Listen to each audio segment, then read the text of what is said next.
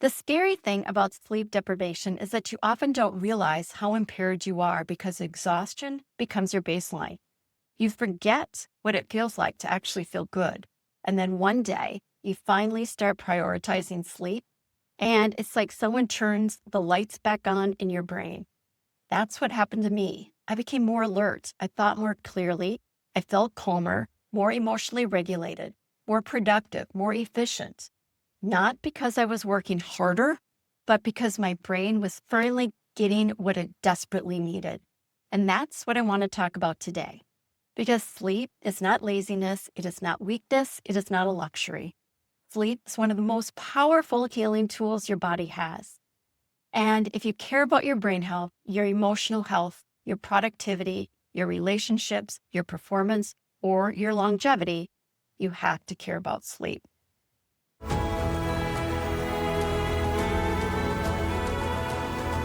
Welcome to RenewHer, a podcast for women over 50 ready to reignite their energy and explore what's next. I'm Janelle Lemley, brain fitness coach. Here, you'll hear real stories from women taking on new challenges after 50, along with brain health tips to boost focus, energy, and the mindset to move forward with confidence. Let's dive into today's episode.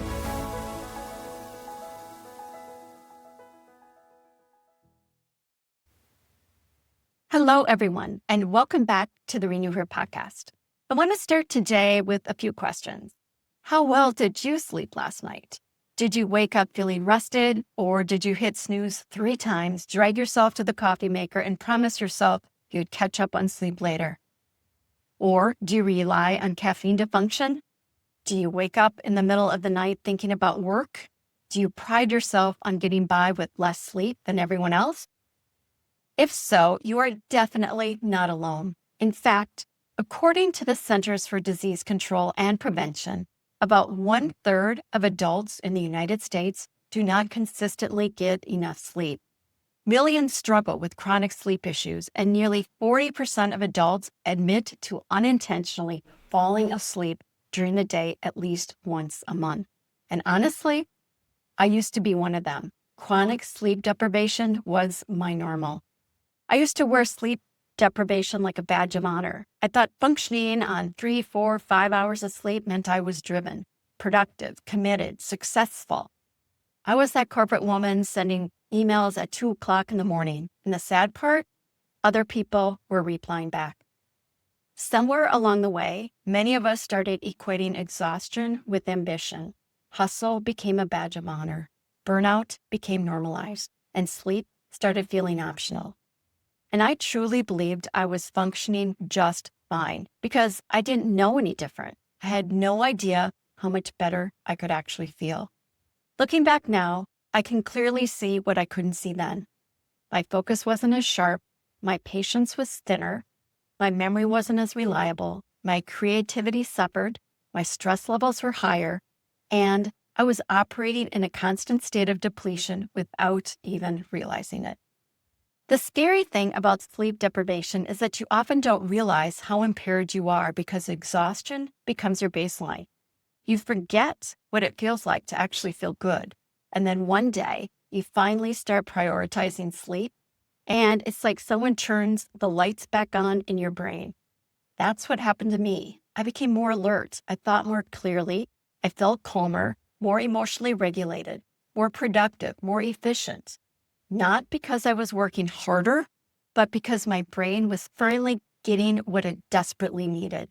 And that's what I want to talk about today. Because sleep is not laziness, it is not weakness, it is not a luxury. Sleep is one of the most powerful healing tools your body has. And if you care about your brain health, your emotional health, your productivity, your relationships, your performance, or your longevity, you have to care about sleep. Today, we're going to talk about why life today is destroying our sleep, what sleep actually does for the brain, how sleep deprivation impacts high-performing women specifically, and some simple things you can begin doing to improve your sleep starting tonight. So let's dive in. One of the biggest reasons sleep has become such a problem is because life today is almost perfectly designed to interfere with it. Think about it. Most of us are constantly stimulated from the moment we wake up until the moment we fall asleep. We wake up and immediately look at our phones. We consume information all day long. We multitask, we push through stress, we answer emails at night, we scroll social media in bed. We stay mentally on around the clock. And then we expect our brains to magically power down the second our heads hit the pillow. But our brains don't work like machines. They work rhythmically. Your body operates on something called a circadian rhythm. It's very possible you may have heard of it. It's your internal biological clock. And that rhythm is heavily influenced by light exposure, stress, movement, food, consistency, and behavior. One of the biggest disruptors today, probably to no surprise, is technology. Our phones, tablets, televisions, and laptops emit blue light, which suppresses melatonin production. Melatonin is the hormone that signals to your body that it's time to sleep. So when you're scrolling Instagram at 11 o'clock at night, answering emails in bed, or watching one more episode before going to sleep, your brain is receiving signals that say, stay awake. And then we wonder why we can't fall asleep. Another major issue is stress. Many high-achieving women are living in a constant state of stress and alertness, always thinking, always planning, always solving, always carrying mental loads. Your nervous system was never designed to remain in a chronic state of activation. And when your body is flooded with stress hormones like cortisol, it becomes very difficult to transition into restorative sleep. Then we add inconsistent sleep schedules on top of that, staying up late on weekends, trying to catch up on sleep on the weekends, sleeping differently every night. All of this disrupts your body's natural rhythm. And let's not forget caffeine. Now listen, I know many of us rely on an afternoon pick-me-up, but caffeine has a much longer half-life than most people realize, and it may still be affecting your brain at bedtime. Then there's lack of movement. Sedentary lifestyles can absolutely impact sleep quality. Movement helps regulate stress hormones, supports circadian rhythms, and helps you sleep more deeply. So if sleep is a struggle for you, please know this. There isn't one simple cause. Sometimes it's stress, sometimes it's hormones, sometimes it's an underlying health issue. Often it's a combination of things. Life today places enormous demands on our brains and nervous systems, and many women are trying to function while chronically depleted. Now, let's talk about why sleep matters so much for the brain specifically.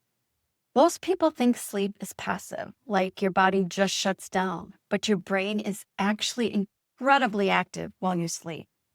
Sleep is when your brain restores, repairs, organizes, processes, detoxifies, and resets. One of the most important things sleep does is support memory consolidation.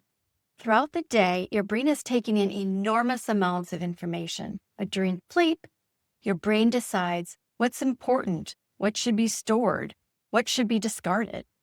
Sleep helps move information from short-term memory into long-term memory. That's why when you're sleep deprived, you may notice forgetfulness, difficulty concentrating, slower thinking, trouble retaining information, or struggling to find words. And it's not just memory. Sleep also impacts emotional regulation. Ever notice how everything feels harder when you're exhausted? I know I do. Little things irritate you more. You feel more emotional, more reactive, more anxious. That's because sleep deprivation affects areas of the brain responsible for emotional control and decision-making. So when you're sleep deprived, you're not just tired, you are neurologically less resilient. And then there's one of the most fascinating discoveries in brain health research. Your brain literally cleans itself while you sleep. Think of it as a cleaning person inside your brain sweeping. Scientists discovered something called the glymphatic system, essentially a waste-clearing system for the brain. During deep sleep, your brain flushes out toxins and waste products that accumulate during the day, including beta amyloid proteins associated with Alzheimer's disease. Think about that for a second. Your brain takes out the garbage while you sleep. And when we chronically deprive ourselves of sleep, we deprive the brain of adequate cleanup time. Imagine never taking the trash out of your home for a month. Things would pile up pretty quickly. That's essentially what chronic sleep deprivation can do inside the brain over time. Research has also linked chronic poor sleep with increased risks of cognitive decline, dementia, heart disease, stroke, diabetes, inflammation, weakened immunity, and mood disorders. Sleep affects everything, everything. And yet, so many ambitious women continue to sacrifice it in the name of productivity. But here's the irony. Sleep deprivation actually makes you less productive. You may be awake longer, but your brain performs worse. Decision-making declines, focus declines, creativity declines, problem-solving declines, communication decline, tasks take longer, mistakes increase, patience decreases, and for women in leadership roles, executives, entrepreneurs, caregivers, professionals, the impact can be enormous. Because many women are trying to carry careers, households, caregiving responsibilities, relationships, and the emotional weight of everyone around them all at once. And somewhere along the way, sleep becomes negotiable, but your brain keeps score. I think many women listening to this probably relate to the idea of pushing through exhaustion because there's too much to do. I understand that mindset deeply, but I've learned something important. Rest is not the reward you earn after everything gets done. Rest is what allows you to function well while doing it. I'll say that one again. Rest is not the reward you earn after everything gets done. Rest is what allows you to function well while doing it. And I think we need to completely redefine how we view sleep, because somewhere along the way, many of us began to associate exhaustion with importance. Like, if we're tired enough, busy enough, overwhelmed enough, then somehow we must be valuable. But being constantly exhausted is not a status symbol. It's a warning sign. But the encouraging thing is this: the brain is incredibly responsive when we begin supporting it properly. Small changes in sleep habits can create meaningful improvements in focus, mood, energy, and cognitive performance. So let's reframe something really important here, because sleep isn't self-care in the way we often think about it, like something optional or something you do when everything else is finished. Sleep is brain maintenance. It's neurological recovery. It's the foundation your cognitive function is built on. When you sleep, your brain is actively repairing, organizing, and restoring itself. It's clearing out what you don't need and strengthening what you do. This isn't about adding one more healthy habit to your list. This is about supporting the system that supports everything else you do. And when you begin to see it that way, sleep stops feeling optional and starts becoming essential. Now, I want to leave you with a few practical things you can start doing to support better sleep. Nothing extreme, just foundational habits that can make a real difference. You may have heard some of these before, but reminders never hurt. First, create consistency. Try to go to bed and wake up around the same time every day, even on weekends. Your brain loves rhythm and predictability. Second, reduce evening light exposure. Dim lights at night. Limit screens before bed if possible. And if you do use screens, consider blue light blocking glasses or using night mode settings. Third, create a wind down routine. Your brain needs transition time.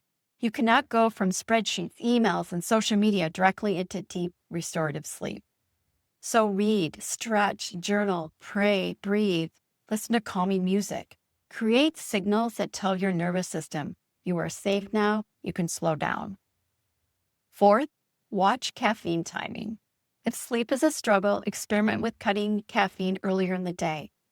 Fifth, move your body. Daily movement is one of the most underrated tools for improving sleep quality and reducing stress. Sixth, keep your room cool. Most people sleep best in a slightly cooler environment, maybe around 60 to 67 degrees. We keep ours around 65 degrees. When your body temperature naturally drops at night, a cooler room supports that process and helps signal to your brain that it's time to sleep. Even small adjustments like lowering the thermostat or using lighter bedding can make a noticeable difference in how quickly you fall asleep and how deeply you stay asleep. And finally, stop glorifying exhaustion seriously. Stop treating burnout like proof of ambition. Your brain deserves care. Your body deserves restoration. And you deserve to feel good. What if the version of you that is well rested is actually more productive, more creative, more emotionally resilient, more focused, and more powerful than the exhausted version that you've been trying to survive as. Because I truly believe that's possible. I know it was for me. I thought I was functioning fine on minimal sleep, but I simply didn't know what better felt like until I experienced it. And once I did, I never wanted to go back. So tonight, instead of seeing sleep as something getting in the way of your success, what if you saw it as one of the foundations of it? Thank you so much for joining me for this episode of RenewHer. If this episode resonated with you, I'd love for you to share it with another woman who needs this reminder. And remember, success starts with your brain. Take care of it, protect it, rest it, and I'll see you next time.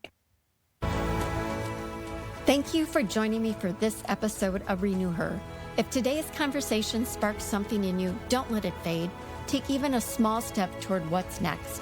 If you found value in what you heard, please subscribe, leave a review, or share this podcast with a woman who's ready to take her next bold step. Together, we're building a community of strong, resilient women, navigating what's next with courage and purpose. Until next time, stay energized and keep embracing what's possible.